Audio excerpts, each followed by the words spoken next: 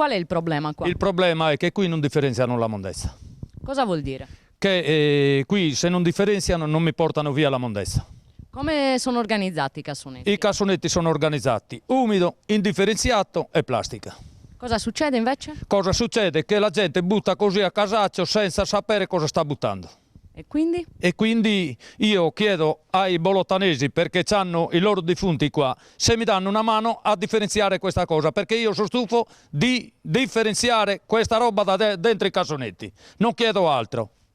Il problema, Attore, è che poi chi gestisce il servizio non ti porta via la No, spazzatura. esatto, non mi porta via i cassonetti, bisogna che mi corichi il cassonetto e me la devo differenziare io. Sente, ai cittadini costerebbe poco prendere il lumicino e metterlo al suo posto, il fiore al suo posto, costa pochissimo.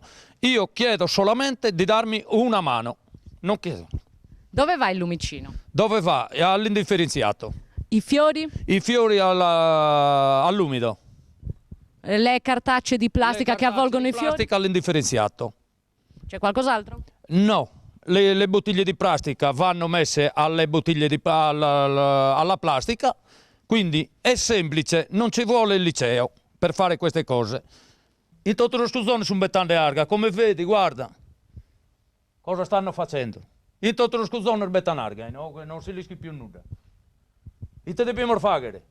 Lui che spoderare come te camposanto o come te un montonarzo?